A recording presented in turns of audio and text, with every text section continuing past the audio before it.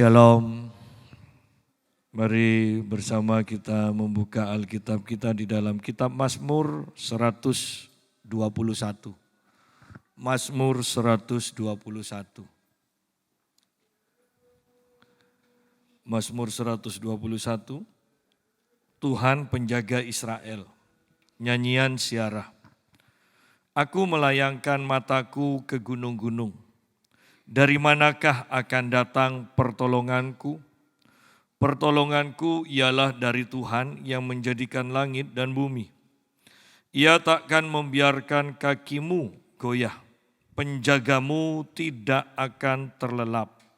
Sesungguhnya tidak terlelap dan tidak tertidur penjaga Israel. Tuhanlah penjagamu, Tuhanlah naunganmu di sebelah tangan kananmu.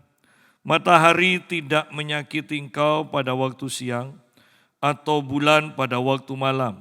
Tuhan akan menjaga engkau terhadap segala kecelakaan. Ia akan menjaga nyawamu. Tuhan akan menjaga keluar masukmu dari sekarang sampai selama-lamanya. Nah, judul dari perikop yang kita baca sungguh memberi kekuatan kepada kita. Tuhan adalah penjaga Israel. Tuhan adalah penjaga umatnya. Tuhan adalah penjaga kita. Ya. Dan kalau Tuhan yang menjaga kita, tentunya semuanya aman. Walaupun kita masuk tahun 2024 yang kita sudah bahas bahwa tahun ini adalah tahun yang tidak mudah. Hanya Kristen Raja Wali yang akan tetap bertahan dan menerima semua janji-janji Tuhan. Dan kalau kita perhatikan berita, kita sudah lihat Jepang pas tahun baru Jepang merayakan dengan gempa bumi, ya 7,4 skala Richter dan diperkirakan akan ada tsunami. Dan sudah ada tsunami kecil-kecilan, hanya 1,5 meter kira-kira. Dan mereka tetap waspada. Di Sulawesi Utara juga gempa, di Sumedang juga gempa, ya. Dan kita harus hati-hati, pembukaannya saja sudah seperti ini. Hujan kelihatannya diirit-irit. Saya takutnya nanti tiba-tiba, ya kan, tiba-tiba tabungan hujan diturunkan semua, dipakai semua. Kalau tabungan kan tiba-tiba ditarik semua kan repot. Ya, jadi kiranya firman ini akan menjadi kekuatan bagi kita semua. Tuhan adalah penjaga kita. Ya. Nyanyian Syarah, aku melayangkan mataku ke gunung-gunung. Dari manakah akan datang pertolonganku? Terjemahan lain mengatakan, apakah aku akan minta pertolongan kepada gunung-gunung? Ya. Apakah aku akan minta pertolongan kepada gunung-gunung? Kalau ini kita perhatikan, maka ayat ini akan berarti bahwa kita akan mencari pertolongan kepada paranormal. Ya, ke gunung-gunung. Ya. Kan kalau paranormal yang memang sakti, ya, itu berarti dia akan menyendiri. Tidak akan pamer kesaktian di tengah-tengah kota. Ya. Mereka akan terus memupuk kesaktiannya. Nah, ayat ini mengatakan, aku melayangkan mataku ke gunung-gunung. Dari manakah akan datang pertolonganku? Jadi bisa kita artikan dengan dua arti. Kita mencari pertolongan. Atau yang kedua, apakah kita akan mencari gunung menjadi pertolongan kita? Ayat kedua mengatakan pertolonganku ialah dari Tuhan yang menjadikan langit dan bumi. Nah, ayat tadi yang mencari pertolongan pada gunung, kalau kita gabungkan dengan ayat kedua di terjemahan lain juga mengatakan pertolonganku ialah dari Tuhan yang menjadikan langit dan gunung-gunung. Dikatakan. Artinya begini, bahwa ayo kita itu cari pertolongan kepada Sang Pencipta. Bukan kepada ciptaannya. Ya. lebih parah lagi, kita ini manusia bukan hanya datang mencari pertolongan pada ciptaan Tuhan, tetapi kita mencari pertolongan, ya mengandalkan pertolongan pada ciptaan kita sendiri, yaitu uang, ya kan? Nah, pemazmur di sini mengatakan dia sudah melayangkan matanya kemana-mana dan tidak ada yang bisa diandalkan. Akan tiba waktunya uang kita tahu bahwa itu tidak bisa menolong kita. Akan tiba waktunya bahwa teman-teman, sahabat kita, orang-orang yang menurut kita setia, kapanpun akan ada bersamaku, kapanpun akan siap menolong aku, mereka pura-pura tidak kenal kita. Ya. Akan tiba waktunya ketika kita sakit dan tidak ada seorang pun, tidak ada dokter yang bisa menyembuhkan kita.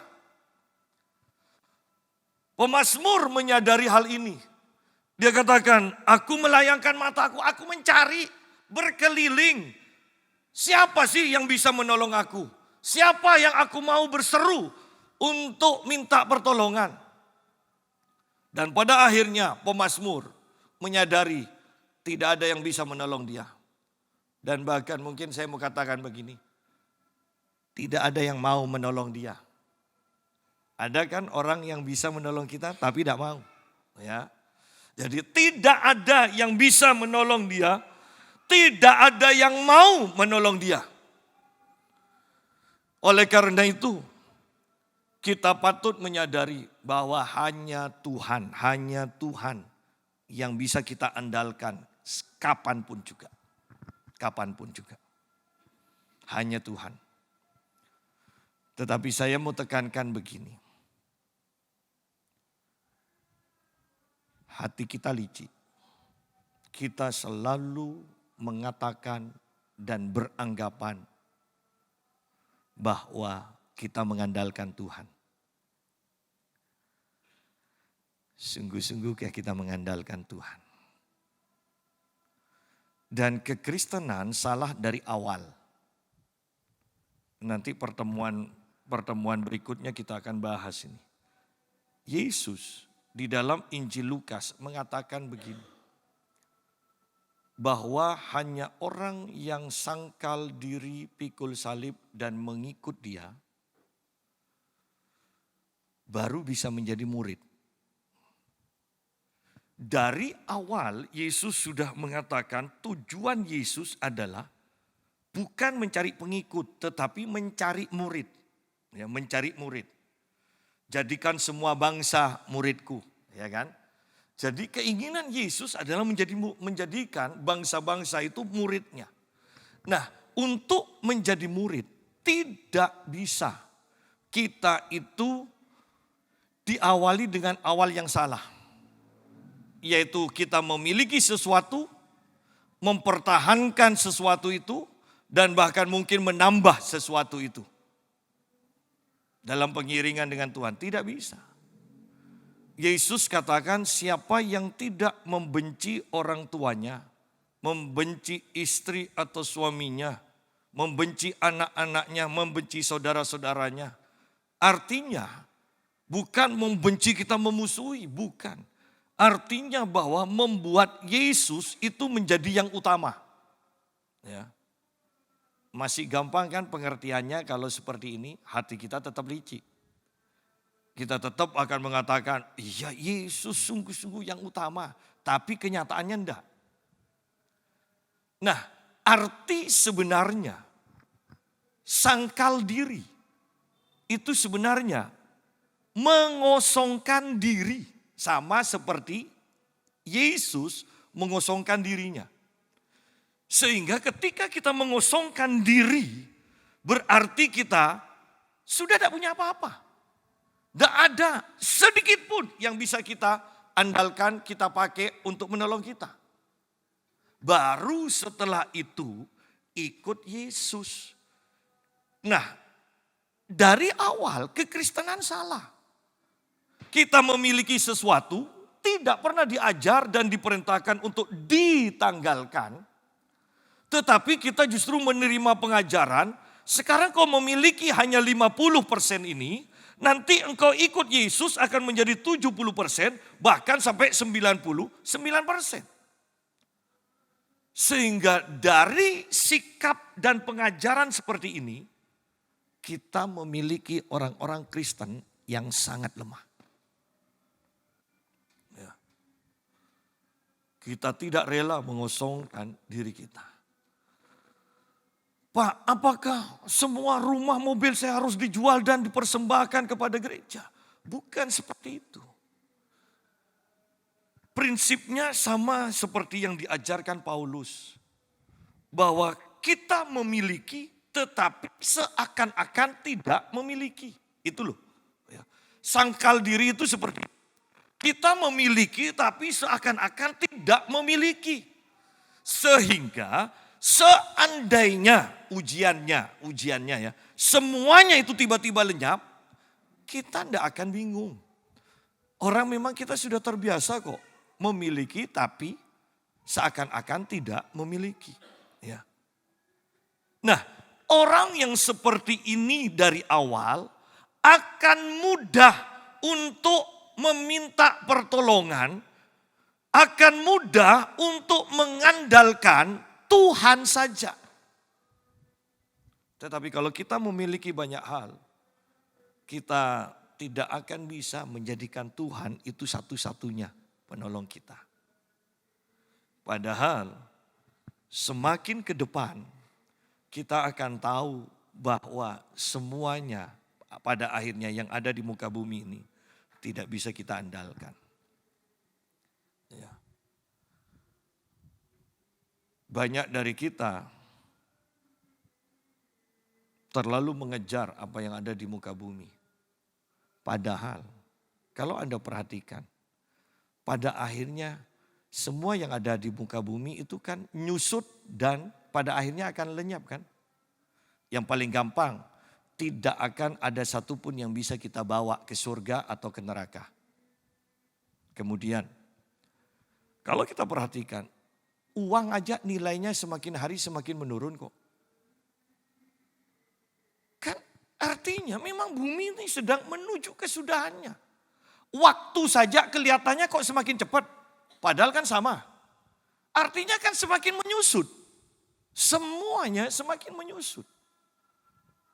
Hanya Tuhan yang kekal. Hanya Tuhan yang kekal. Hanya Tuhan yang tidak pernah berubah.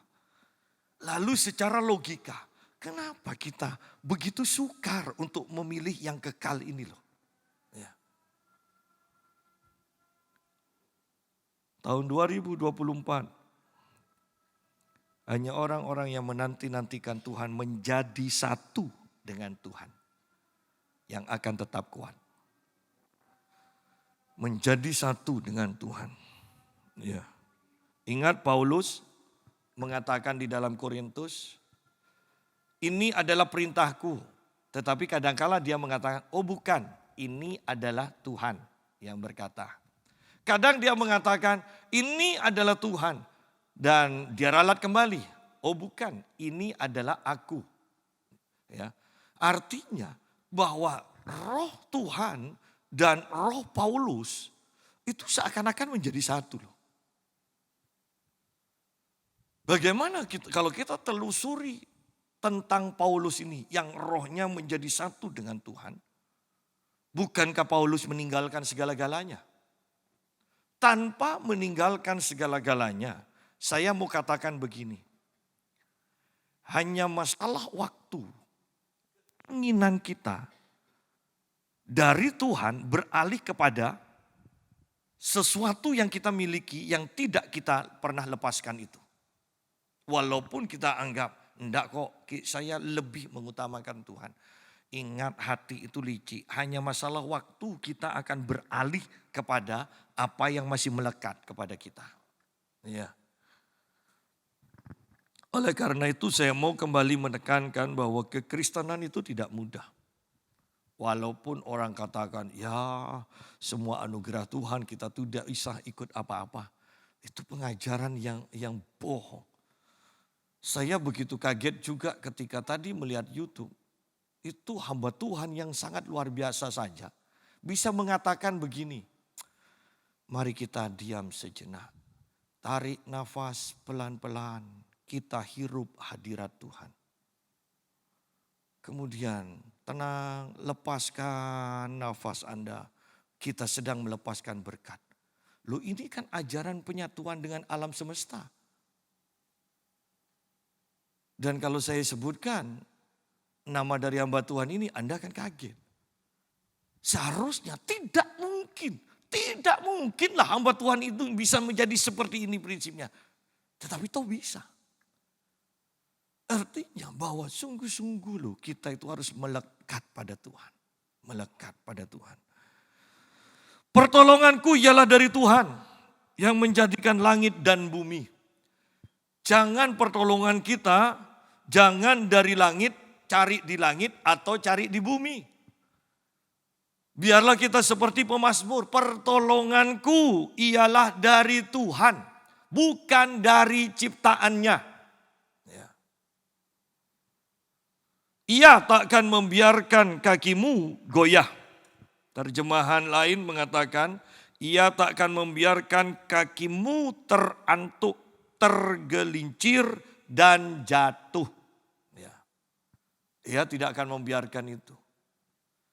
Jadi kembali kita kalau menjadikan Tuhan adalah satu-satunya penolong kita, hidup kita itu tidak akan naik turun. Tidak akan naik turun. Hidup kita itu akan dipimpin, setiap langkah kita akan dipimpin oleh Tuhan.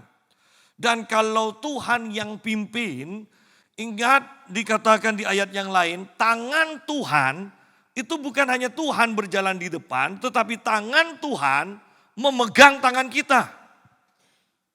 Sehingga berandai-andai kita terantuk saja, kan tidak sampai terjerembab nyentuh ke tanah. Tidak seimbang aja Tuhan akan langsung tarik. Kan seperti itu. Tetapi untuk mendapatkan pimpinan Tuhan ini, pertanyaannya, berapa waktu yang kita sediakan untuk Tuhan setiap hari? Berapa waktu? Berapa waktu yang kita sediakan untuk Tuhan? Seringkali yang wajib saja, yang kelihatan orang saja, yaitu beribadah. Kita sering bolong kok. Apalagi yang tidak kelihatan orang. Iya kan? Sedikit aja ya di hati kita. Secara normal ya, sedikit aja. Kan kalau yang dilihat orang kan kita ingin kelihatan baik. Ya, sudahlah, tidak usah bohong. Yang kelihatan orang pasti kita ingin tampilkan yang baik. Yang kelihatan aja ibadah supaya kita disebut, wah orang Kristen yang luar biasa kan. Itu aja bolong kok. Apalagi yang di rumah setiap pagi, mungkin siang, ya kan. Pemazmur mengatakan 7 kali dalam sehari. Ya, 7 kali. Ya. Benar atau tidak, asalnya sholat itu kan juga ngambil dari kebiasaan orang Yahudi 7 kali. Tapi kebanyakan jadinya dikurangi 5. Ya, itu asalnya. Jadi jangan keliru bahwa kekristenan hanya seminggu sekali ibadahnya. Oh tidak. Bahkan kalau Daniel mempunyai waktu ibadah setiap harinya 3 kali dia. Pasti dia akan menghentikan kegiatannya untuk menyembah Tuhan. Saya kenal seorang pengusaha, dia itu berkata pada saya bahwa pokoknya siang sebelum makan, sebelum memulai pekerjaan lagi di waktu siang, saya akan ada di kantor saya dan tidak boleh seorang pun menemui saya. Saya menyediakan waktu untuk Tuhan. Loh, ini pengusaha, kantornya punya waktu. Saya pernah melihat jemaat juga, beberapa jemaat. Di mejanya, di tokonya itu ada Alkitab sedang terbuka. Ketika saya datang dia sedang buka Alkitab. Loh itu kan dilihat pendetanya kan, pendetanya seneng kan. Oh jemaatku kan sungguh-sungguh ya.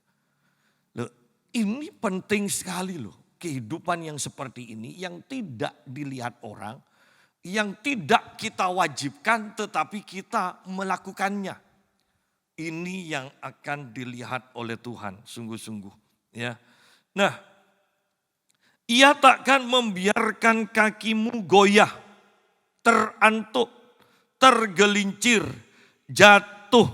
Penjagamu tidak akan terlelap, artinya ngantuk. Jadi penjaga kita, Tuhan kita tidak pernah ngantuk. Sehingga kalau sudah tidak pernah ngantuk kan ini luar biasa. Kita aja mungkin yang mempekerjakan satpam, yang kita tahu satpam security. Ya, coba tanya, pernah ngantuk atau enggak? Kalau mereka mau jujur, bukan hanya ngantuk Pak, bukan hanya ngantuk Bu, tidur sembunyi-sembunyi, ya kan? Tidur sembunyi-sembunyi. Kalau itu ada 2 atau 3, mereka pasti gantian. Tidak mungkin sepanjang malam itu tidak tidur sama sekali. Ya.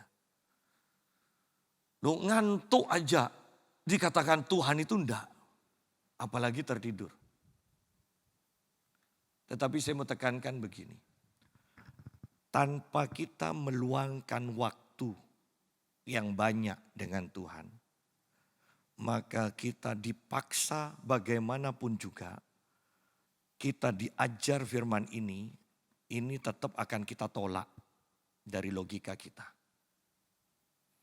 Menjadikan Tuhan penjaga kita.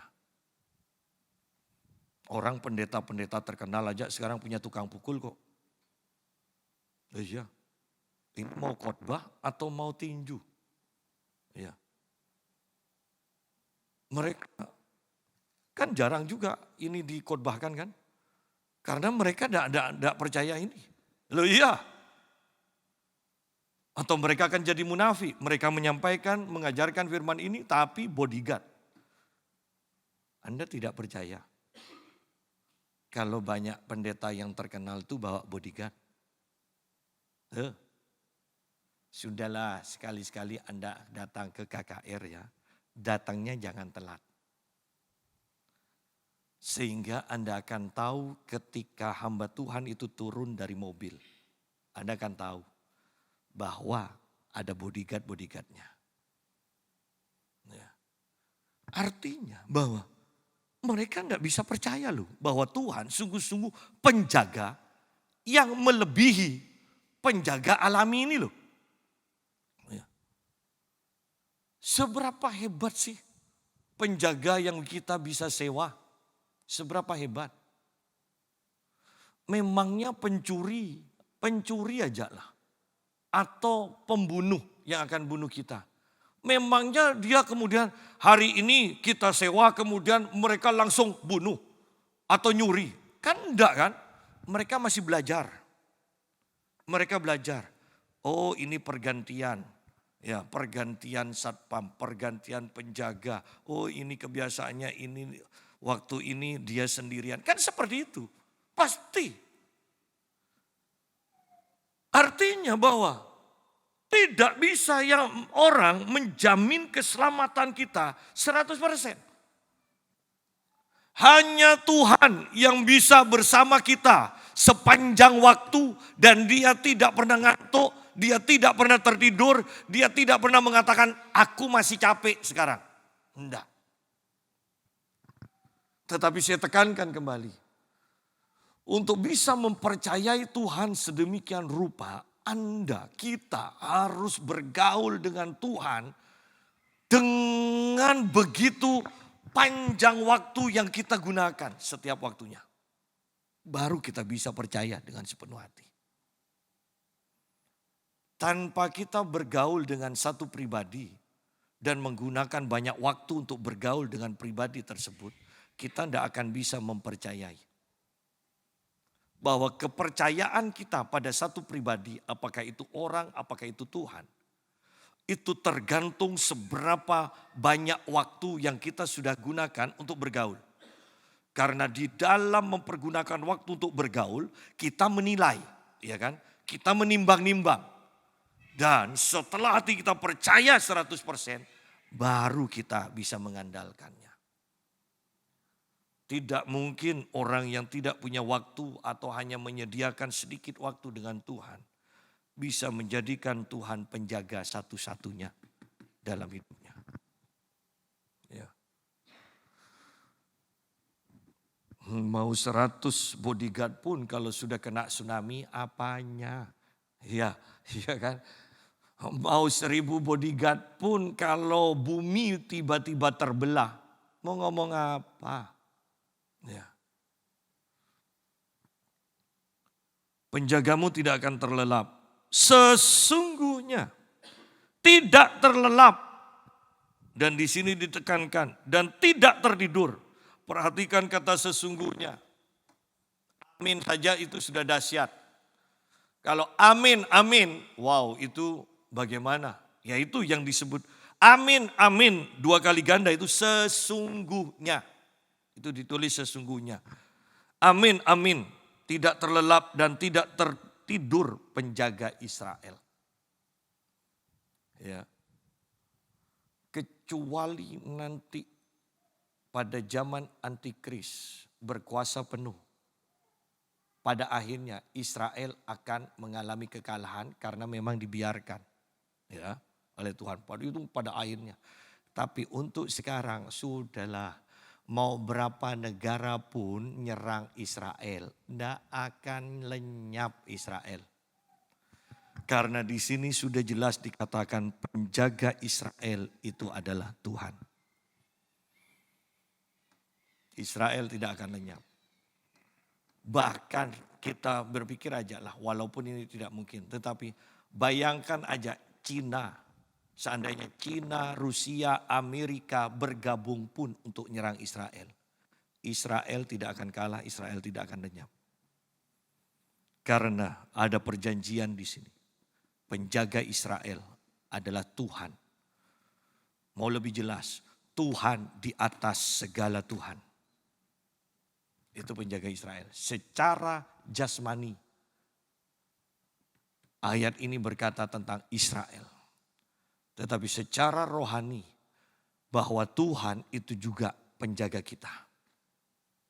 Ya. Tuhanlah penjagamu ayat 5. Tuhanlah naunganmu di sebelah tangan kananmu. Tuhan penjagamu. Berapa kali kita sudah membaca Tuhan penjaga, Tuhan penjaga. Dan Tuhanlah naunganmu. Tuhan naunganmu, Tuhan yang menyembunyikan kita. Kita ditudungi oleh Tuhan. Bahkan Tuhan dikatakan ada di sebelah tangan kananmu.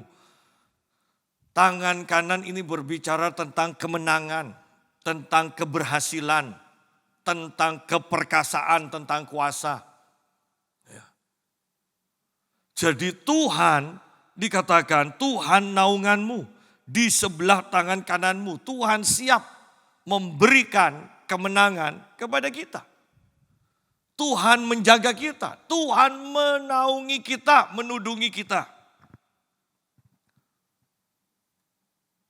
Bukan hanya sebentar, di sini dikatakan matahari tidak menyakiti engkau pada waktu siang atau bulan pada waktu malam.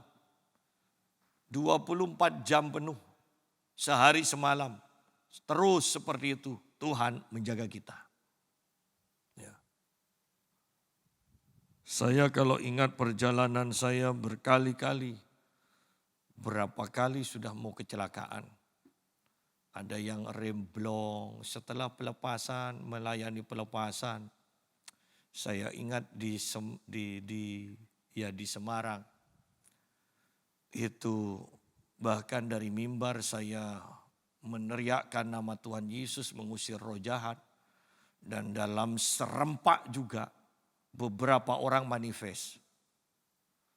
Tapi luar biasanya juga selesai pelayanan kami pulang. Karena waktu itu saya nginep dengan teman saya di Ungaran.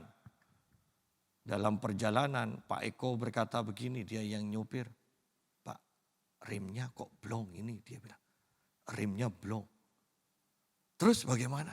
Ya sudah Pak, main kopling 1, kopling 2 aja ya. Ya sudah, sabar dari Semarang ke Ungaran. Tapi sungguh itu blong. Artinya bahwa kalau Tuhan tidak menjaga kita, berapa kali sih sebenarnya sudah kita itu diselamatkan Tuhan? Ingat, berapa kali, ya. Dan di sini dikatakan mau siang mau malam Tuhan menjaga kita. Mau siang mau malam dia tidak pernah terlelap, dia tidak pernah tertidur. Sangat luar biasa. Tuhan akan menjaga engkau terhadap segala kecelakaan. Terjemahan lain mengatakan Tuhan akan menjaga engkau terhadap segala kejahatan. Ia akan menjaga nyawamu, ia akan menjaga jiwamu dikatakan. Tuhan akan menjaga engkau terhadap segala kejahatan. Sidang jemaat, tanpa kita membaca firman Tuhan, mempelajari, merenungkan, kan kita tidak pernah tahu kan bahwa ada ayat seperti ini. Tuhan akan menjaga engkau terhadap segala kecelakaan atau kejahatan. Nah, kalau kita tidak tahu ada ayat seperti ini, ada firman Tuhan seperti ini, kan kita tidak pernah punya iman untuk percaya kepada janji Tuhan ini kan. Tanpa mengetahuinya, tidak mungkin kita bisa beriman. Bahkan kita tidak tahu, tidak ngerti bahwa Tuhan itu siap untuk menjaga kita selalu dari segala kejahatan. Ya. Bahkan kalau kita pelajari selanjutnya banyak ayat-ayat yang mengatakan begini bahwa orang iri aja punya niat jahat aja kepada kita. Alkitab katakan ketika kita lewat di hadapannya orang itu sudah lenyap kok. Karena Tuhan yang melenyapkannya. Orang-orang belum melakukan kejahatannya. Hanya berpikir di hatinya untuk menjahati kita aja. Orang itu sudah dilenyapkan kok sama Tuhan. Iya. Nah, hal-hal seperti ini tidak pernah kita pikirkan karena kita memang tidak mengetahuinya. Tanpa kita mengetahui janji Tuhan, kita tidak akan pernah punya iman untuk mempercayai Tuhan di dalam janji ini loh. Karena kita tidak tahu. Ya. Anda mungkin katakan, Pak saya kan setiap minggu saya pergi ke gereja dengarkan firman. Oh iya saya mau katakan, belum tentu dalam 3 tahun Anda akan mendengarkan dari 1 ayat ini. Ya kan, kecuali kita membaca sendiri. Karena kan tidak mungkin kan pendeta itu menyampaikan firman dari Kejadian pasal 1 terus berurutan sampai kitab Wahyu. Ya. Kadang ada hamba Tuhan yang tidak mau belajar dengan caranya hamba-hamba Tuhan yang dulu. Hanya pakai tekstual, artinya ayat per ayat. Itu artinya nanti dibuat-buat sendiri. Karena kalau mau belajar tentang teks, ya 1 ayat dijelaskan ayat yang lain, dijelaskan ayat yang lain, kita harus belajar dan membaca banyak ayat-ayat firman Tuhan. Tapi kadang orang-orang tidak mau belajar, pokoknya ayat ini pokok kata penjaga, terus semuanya penjaga. Padahal hubungannya tidak ada. Ya. Nah banyak yang masih seperti itu. Oleh karena itu saya mau menekankan begini, harus baca sendiri. Punya waktu untuk membaca firman Tuhan. Sehingga mungkin terselip, saya mau katakan terselip, tidak pernah diajarkan, kita bisa tahu. Ada janji Tuhan untuk kita yang seperti ini. Walaupun tidak diajarkan di gereja. Kita harus belajar, sungguh belajar sendiri firman Tuhan. Tuhan akan menjaga engkau terhadap segala kecelakaan. Mau kecelakaan udara, mau kecelakaan di jalan, mau kecelakaan di kapal. Tuhan akan menjaga kita. Ya. Tuhan akan menjaga kita. Pak, tapi kok Ada tuh Pak pendeta yang mati karena kecelakaan pesawat yang meledak. Ada Pak juga pendeta yang mati karena tabrakan. Saya mau katakan kembali, apakah mereka membaca, merenungkan ayat ini dan mendeklarasikan? Apakah mereka ketika berjalan, mereka mau mengadakan perjalanan, mereka sungguh-sungguh mendeklarasikan ayat ini, mendoakan ayat ini? Lihat di sini bahwa betapa pentingnya kita itu bergaul dengan Tuhan, sehingga bahkan ketika kita berdoa, Roh Kudus akan memunculkan ayat demi ayat yang kita sudah pernah baca dan renungkan untuk kita doakan. Nah, di sanalah kuasa firman Tuhan dan kuasa Tuhan akan menjadi perlindungan kita. Ia akan menjaga jiwamu. Ia akan menjaga jiwamu. Tuhan akan menjaga engkau, menjaga keluar masukmu dari sekarang sampai selama-lamanya. Tuhan akan menjaga keluar masukmu. Ada di rumah dilindungi, keluar dari rumah dilindungi. Ya. Masuk lagi dilindungi dan dikatakan sampai selama-lamanya. Ayo dengan cepat kita gabungkan di ayat yang 124, pasal 124. Ini mirip, ya, mirip. Terpujilah penolong Israel, nyanyian Syara Daud. Jikalau bukan Tuhan yang memihak kepada kita, biarlah Israel, biarlah umat Tuhan berkata demikian. Jikalau bukan Tuhan yang memihak kepada kita, ketika manusia bangkit melawan kita, maka mereka telah menelan kita hidup-hidup. Ketika amarah mereka menyala-nyala terhadap kita, maka air telah menghanyutkan kita dan sungai telah mengalir melingkupi diri kita. Artinya ayat 3 dan 4 ini berhubungan. Amarah mereka yang menyala-nyala itu seperti air yang menjalar gitu loh, ya. Seperti sungai yang mengalir yang sampai melingkupi kita, artinya sudah membakar kita. Ya, jadi lihat di sini sampai ayat 4, jikalau bukan Tuhan yang memihak kepada kita, biarlah Israel berkata demikian. Jikalau bukan Tuhan yang memihak kepada kita, ketika manusia bangkit melawan kita, maka mereka telah menelan kita hidup-hidup. Mereka, amarah mereka akan melingkupi kita, dikatakan. Dan siapa sih yang tidak pernah punya orang yang iri ke kita? Saya mau katakan begini, kebanyakan di Indonesia ya, apalagi di Madura, kan. Tidak usah Anda terlalu menonjol untuk sekarang. Misalnya dari sepeda motor langsung ganti Kijang Innova. Tidak usah seperti itu. Anda kelihatan lebih senang dari biasanya, lebih senang dari satu tetangga aja. Tetangga itu bisa iri kok. Hanya dengan kita banyak senyum ketawa aja, dipikir kita banyak uang, mereka itu akan iri dan bisa nyantet kita kok.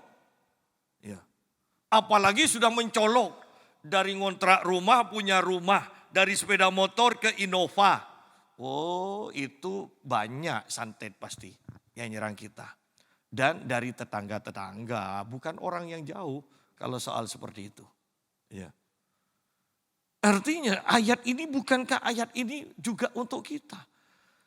Kalau bukan Tuhan yang memihak, yang ada di pihak kita, sudah lama loh kita menderita, kita mati. Ya, menderitalah. Sakit-sakitan tidak sembuh. Anda kan kalau sakit-sakitan tidak sembuh-sembuh, dibawa ke dokter tidak ada penyakitnya kan harus curiga kan. Ya.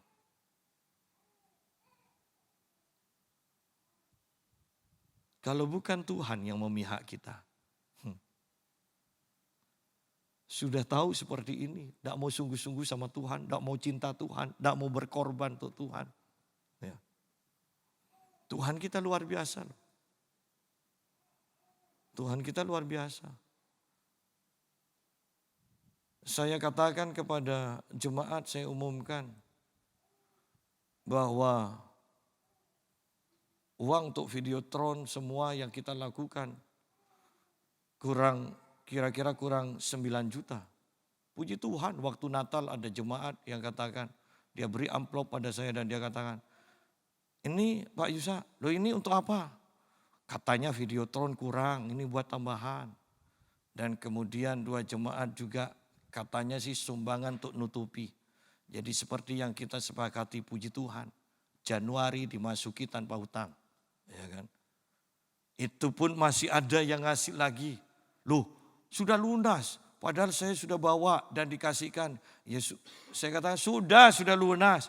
Tidak apa-apalah untuk nanti kalau ada apa lagi. Dan saya berikan pada istri saya ingatkan. Ya nanti mau Natal kan, Natal lagi kan kita mau beli kursi. Nah sudah ada benihnya. Tetapi lihat di sini kesetiaan Tuhan bukankah luar biasa? Ayo kalau kita pikirkan, kita beli 2 AC, kita naikkan ya daya, kita masih buat videotron, itu 100-an juta. Dan kita tidak menjalankan persembahan tambahan, tidak apa, dan itu bisa terlunasi. Mungkin untuk Jawa, untuk Surabaya, untuk Jakarta, itu kan kecil. Kita bicara tentang Pamekasan, di mana hanya Tuhannya saja yang besar. Ya. Kita sedang berbicara di Pamekasan, saya tekankan, yang hanya Tuhannya saja yang besar. Sidang jemaat, jikalau bukan Tuhan yang memihak kita, dikatakan. Ayat yang kelima, maka telah mengalir melingkupi diri kita air yang meluap-luap itu. Ini bukan air, bukan tsunami ya. Ini kemarahan orang, niat jahat orang. Semua yang orang-orang jahat akan lakukan kepada kita. Ini diibaratkan air yang meluap-luap itu. Ayat 6. Terpujilah Tuhan yang tidak menyerahkan kita menjadi mangsa bagi gigi mereka. Wow. Jiwa kita terluput seperti burung dari jerat penangkap burung. Jerat itu telah putus. Siapa yang memutuskan kalau bukan Tuhan? Ya. Jerat yang untuk menjebak kita. Tuhan putuskan. Rancangan jahat dari orang-orang dibatalkan oleh Tuhan. Jerat itu telah putus dan kita pun terluput. Nah ini yang saya mau tekankan sebenarnya, yang mau saya tambahkan untuk pasal 121 yang kita bahas. Pertolongan kita adalah dalam nama Tuhan yang menjadikan langit dan bumi.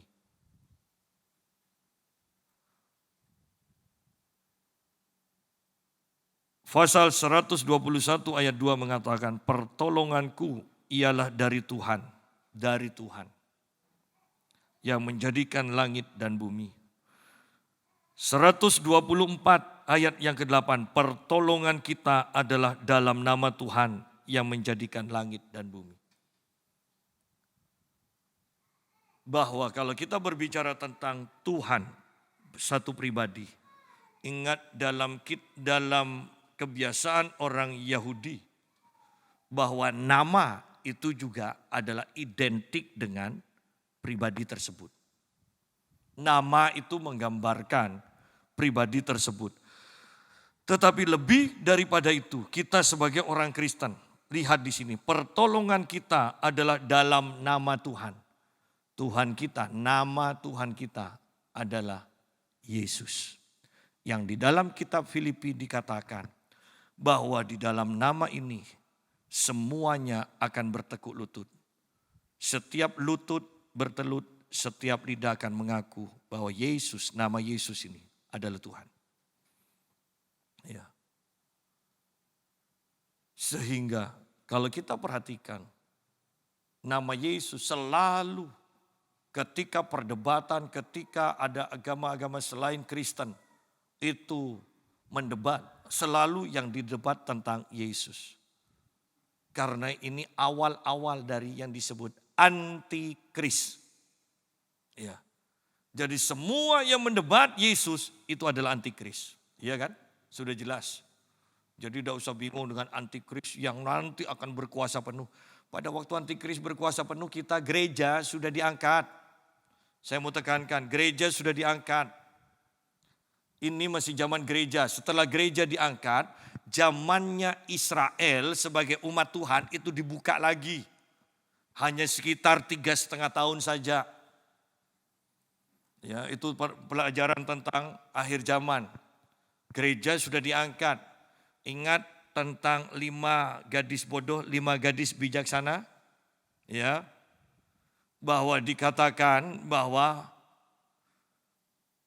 5 gadis bodoh, 5 gadis bijaksana itu sahabat. Bukan mempelainya kan? Mempelainya ada di mana? Di dalam. Ini kalau gambaran akhir zaman, itu loh.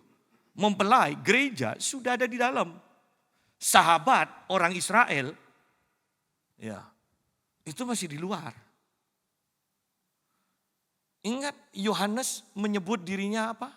Sahabat. Iya kan? Yohanes menyebut dirinya sahabat. Kalau Yesus menggambarkan bangsa Israel juga, Yesus dalam hal apa? Pokoknya Yesus mengatakan, sahabat pun ikut bersuka cita, dikatakan. Jadi bangsa Israel itu bukan mempelai. Bangsa Israel itu sahabat. Mempelainya gereja. Ya. Bicara akhir zaman, gereja masuk sudah, tinggal sahabat. Ya. Jadi tidak usah terlalu takut dengan munculnya antikris yang luar biasa itu ya. Tidak usah, itu bukan pikiran kita, bukan apa yang harus kita pikirkan. Pokoknya kita kenal Tuhan, hidup bersama Tuhan, hidup kudus, beres. Ya. Pertolongan kita adalah dalam nama Tuhan yang menjadikan langit dan bumi. Pertolonganku ialah dari Tuhan yang menjadikan langit dan bumi. Biarlah juga kedua ayat ini menjadi pegangan bagi kita. Yang perlu kita praktekkan, Yesaya 40 ayat 31 yang kita sudah bahas minggu sore. Ya.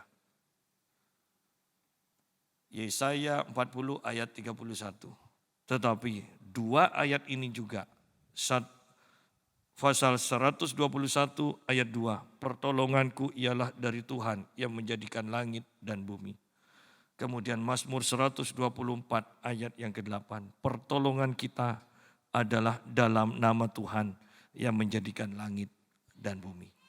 Dan keadaan kita sepanjang 2024, saya, Tuhan, iman kita bersama sepakat berkata, kita aman di dalam Tuhan. Tuhan memberkati. Mari kita berdoa.